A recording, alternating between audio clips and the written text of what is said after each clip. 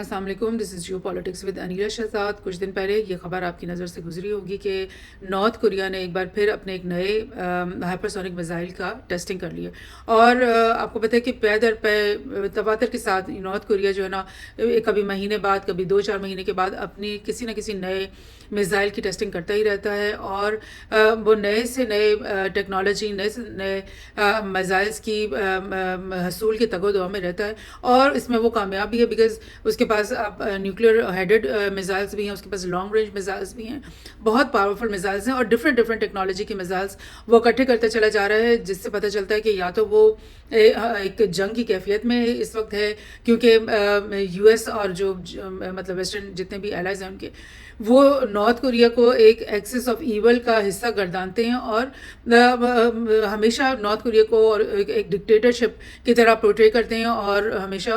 اس کو ایک تھریٹ کے اندر رکھتے ہیں کہ بھئی نارتھ کوریا کو ہم تباہ کر دیں گے، نارتھ کوریا کو ہم جو ہے نا اس کو سبق سکھائیں گے، کیونکہ وہ ان کے انٹرسٹ کو تھریٹن کرتا ہے اس فار ایسٹ کے اندر۔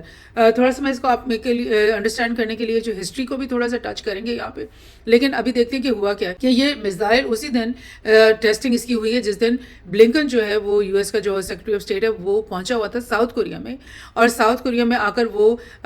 یون جو ان کے ساؤتھ کورین پریزیڈنٹ ہیں جن کے خلاف امپیچمنٹ بھی ہو گئی، جن کی پارلیمنٹ بھی ڈیزالو ہو گئی، اور جن کے خلاف آج کل اریسٹ وارنٹس نکالے جا رہے ہیں، جس کو یہ یون جو ہے ڈاج کرے کہ کسی طرح سے میں اریسٹ ہونے سے بچ جاؤں، تو بلنکن جو ہے وہ یہاں پہنچے ہوئے ہیں ساؤتھ کوریا میں، اور یہ خبر کے مطابق وہ اپنے ساؤتھ کوریا کے دوستوں سے یہ کہہ رہے ہیں کہ یون کی جو پالیسیز ہیں نا، اور اسپیشلی یون کی وہ پالیسی کہ جاپان کے ساتھ جو دوستی اور کوآپریشن کو انہینس کرنا، بڑھانا، اس کو آپ لوگ آگے بھی فالو کرو۔ یہ نہیں ہے کہ آپ یون چلا جاتا ہے تو پھر ایسی گورنمنٹ یہاں پہ آ جائے جو کہ جاپان سے دور ہو جائے۔ اور ایک جگہ سے دیکھتے ہیں کہ پیرس، فرانس، انہوں نے بھی ایشور کیا ہے ساؤتھ کوریا کو اور جاپان کو کہ نارتھ کوریا کی جو میزائل ٹیسٹنگ اس نے کی ہے، اس کے فوراً بعد پیرس کی طرف سے یہ پیغام آیا کہ ہم جو ہے نا سولیڈارٹی کے ساتھ کھڑے ہوئے ہیں، ساؤتھ کوریا کے ساتھ بھی اور جاپان کے ساتھ بھی، اور ہم ان کا ساتھ دیں گے، اور نارتھ کوریا کی یہ جو تھریٹ ہے جب وہ میزائل کی ٹیسٹنگ کرتا ہے، لانچنگ کرتا ہے، تو پھر وہ ایک تھریٹ امیج اپنی جو کریٹ کر لیتا ہے، تو اس کے خلاف ہم کھڑے ہیں تم لوگ کے ساتھ دینے کے لیے۔ سو یہ چیزیں ہو رہی ہیں، اور اس کے ساتھ ہی میں آپ کو تھوڑی سی نا ہسٹری بھی بتا دوں تاکہ کلیئر ہو جائے آپ کو ساری چیز کہ نارتھ کوریا اور ساؤتھ کوریا ٹریڈیشنلی ایک ہی کنٹری تھے، صدیوں سے یہ ایک ہی کنٹری چلی آ رہی تھی، اور دوسری جنگ عظیم کے نتیجے میں ان کے 2 ٹکڑے اس ملک کے کر دیے گئے۔ اور یہ میں آپ کو بتاؤں کہ 1941 میں غالباً یہ یالٹا کانفرنس ہوئی تھی، جس میں برٹن کے اور یو ایس کے اور رشیا کے یہ جو ہیڈس تھے، یہ اسٹالن بیٹھا ہوا ہے، اور یہ چرچل ہے، اور یہ یو ایس کا پریزیڈنٹ اس وقت کا وہ بیٹھا ہوا ہے۔ انہوں نے یہ یالٹا کانفرنس کی ہی تصویر ہے، جس میں انہوں نے بیٹھ کر تینوں نے یہ فیصلہ کیا تھا کہ ہم کوریا کے جو ہے نا 2 ٹکڑے کر دیتے ہیں، اور اس کے بیچ میں جو 38 پیرالل کی لائن بنتی ہے، اس لائن کے اوپر آ کر کے ہم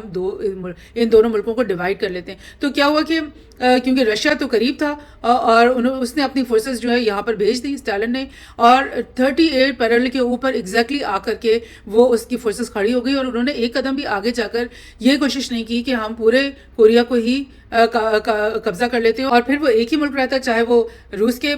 زیر نگی ہوتا یا یو ایس کے زیر نگی ہوتا، مگر وہ ایک ہی ملک رہتا۔ لیکن بائی پالیسی، بائی ڈیزائن انہوں نے کیا کیا کہ اس وقت اسٹالن نے اپنی فورسز کو بالکل ایگزیکٹلی 38 پیرالل کے اوپر کھڑا کر دیا، اور 1 مہینہ انتظار کیا یو ایس کی فورسز کا کہ وہ یہاں پہ آئیں اور یہ جو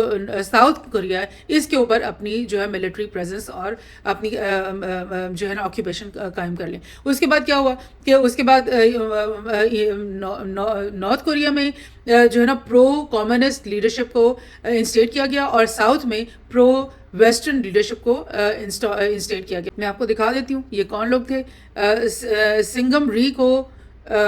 ساؤتھ کوریا میں انسٹیٹ کیا گیا، یہ پرو ویسٹرن لیڈر بن گئے، اور کم جان ایل کو ان کو جو ہے نارتھ کوریا کا لیڈر بنا دیا گیا، اور ان کو چائنا اور رشیا کی جو دونوں کمیونسٹ ممالک تھے ان کی پشت پناہی حاصل ہو گئی، اور یہ تب سے اب تک یہ اس چیز کو انشور کیا یو ایس نے کہ ساؤتھ کوریا جو ہے نا وہ کسی بھی طرح سے اس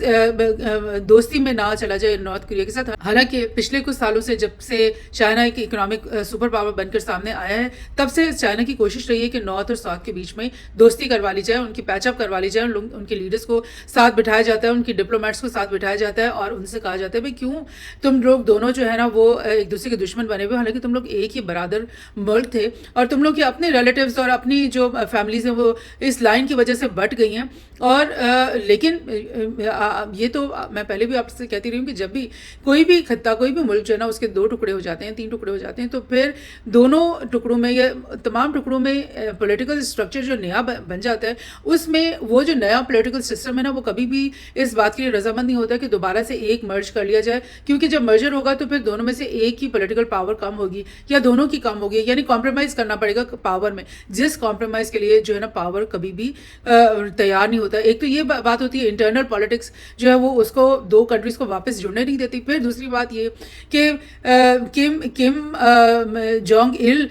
کا جب زمانہ آیا اس وقت جو ہے نارتھ کوریا میں کافی پروگرس ہوا, کیونکہ چائنا اور رشیا نے اس کی انڈر دا ٹیبل کافی بیکنگ کی, ڈیولپمنٹ کی, لیکن رشیا کیونکہ خود ایک ڈکلائن میں چلا گیا تو ان لوگوں کی بھی مدد اور ان لوگوں کی بھی ڈیولپمنٹ جو ہے نا رک گئی. لیکن جو یو ایس ہے اس نے ساؤتھ کوریا کو کی ڈیولپمنٹ میں بھرپور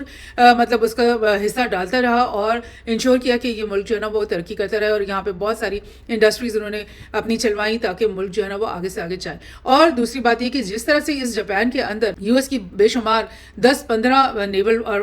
ملٹری فیسلٹیز موجود ہیں اور بھرپور طریقے سے اس پورے جاپان کی جو ڈیفنس ہے اس کو ڈکٹیٹ کرتا ہے یو ایس اور اس کی ملٹری, اسی طرح سے ایگزیکٹلی ساؤتھ کوریا میں بھی جتنی بھی ملٹری فورسز موجود ہیں وہ میجورٹی جو ہے نا اس میں یو ایس کی ملٹریز انسٹالیشنز بھی ہیں, ان کی افواج بھی ہیں اور ان کی سارے ویپن سسٹم یہاں پہ لگے ہوئے ہیں. تو ساؤتھ کوریا میں بھی کچھ ایسا ہی ہے کہ پوری جو آرمی ہے وہ dictated under the U S ہے, اور اس لحاظ سے اگر دیکھا جائے تو ساؤتھ کوریا کے بھی عوام سمجھتے ہیں کہ ہم انڈیپینڈنٹ نہیں ہیں, ہم سوورن نہیں ہیں, ہم اپنی پالیسیز جو ہے نا اپنی مرضی کے مطابق نہیں بنا سکتے. یہی چیز جاپان کی عوام بھی فیل کرتی ہے, وہ بھی کئی دفعہ پروٹیسٹ کرتے ہیں کہ یو ایس اپنے بیسز یہاں سے نکال دیں, لیکن گورنمنٹ جو ہے وہ ایسا نہیں کروا سکتی اور وہ یو ایس کا ایلائی ان کو بننا پڑتا ہے. اسی طرح سے ساؤتھ کوریا کا بھی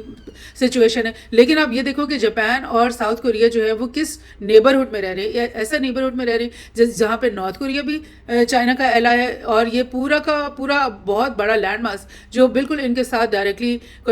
جن کا فرسٹ جو نیبر ہے وہ پورا کا پورا چائنا ہے, جو کہ ایک گلوبل اکنامک سپر پاور بھی بن کے ایمرج ہوا ہے. سو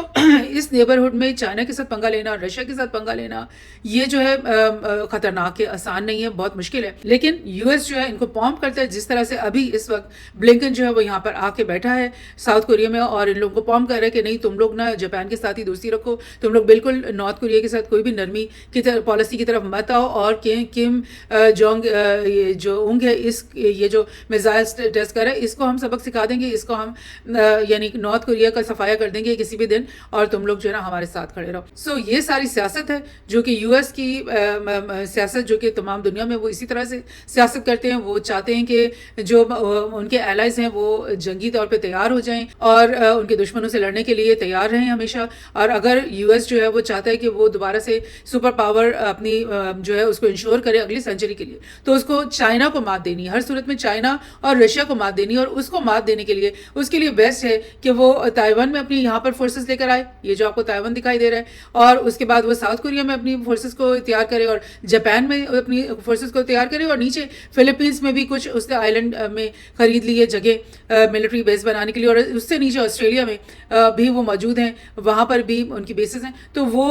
یو ایس کے لیے تو بڑا ہی زبردست یہ سیناریو ہے کہ یہاں پہ 4 مختلف کنٹریز سے وہ سب کا سب اٹیک کریں چائنا پہ, اور سب کے سب مل کر نارتھ کوریا اور